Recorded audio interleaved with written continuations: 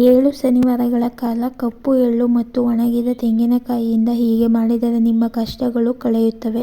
ಶನಿವಾರದ ದಿನದಂದು ಮುಂಜಾನೆ ಬೇಗ ಎದ್ದು ಸ್ನಾನ ಮಾಡಿ ಶುದ್ಧರಾದ ಬಳಿಕ ಒಣಗಿದ ತೆಂಗಿನಕಾಯಿ ಅಂದರೆ ಕೊಬ್ಬರಿಯನ್ನು ತೆಗೆದುಕೊಳ್ಳಿ. ಅದರಲ್ಲಿ ಒಂದಿಷ್ಟು ಕಪ್ಪು ಎಳ್ಳನ್ನು ಸೇರಿಸಿ ಕೈಯಲ್ಲಿ ಆ ಒಣಗಿದ ತೆಂಗಿನಕಾಯಿಯನ್ನು ಹಿಡಿದುಕೊಂಡು ನಿಮ್ಮ ಸಮಸ್ಯೆಗಳನ್ನು ನೆನೆದು ಅದು ಪರಿಹಾರವಾಗುವಂತೆ ಪ್ರಾರ್ಥಿಸಿಕೊಳ್ಳಿ. ಕೆಲಸ ಪೂರ್ಣಗೊಳ್ಳುವವರೆಗೆ ನೀವು ಯಾರೊಂದಿಗೂ ಮಾತನಾಡಬೇಡಿ.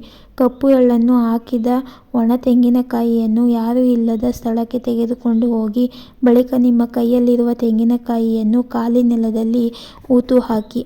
ಈ ಕೆಲಸವನ್ನು ನೀವು ಒಂದು ಬಾರಿ ಮಾಡುವುದರಿಂದ ಅದು ನಿಮ್ಮನ್ನು ಸಮಸ್ಯೆಗಳಿಂದ ಮುಕ್ತಗೊಳಿಸುವುದಿಲ್ಲ. ಬದಲಾಗಿ ನೀವು ಇದನ್ನು ಸತತವಾಗಿ 7 ಶನಿವಾರಗಳ ಕಾಲ ಮಾಡಬೇಕು. 7 ಶನಿವಾರಗಳವರೆಗೆ ಮಾಡುವ ಸಮಯದಲ್ಲಿ ನೀವು ಪ್ರತಿಯೊಂದು ಶನಿವಾರವೂ ಹೊಸ ತೆಂಗಿನಕಾಯಿಯನ್ನು ಮತ್ತು ಹೊಸ ಎಳ್ಳನ್ನು ಬಳಸಬೇಕು.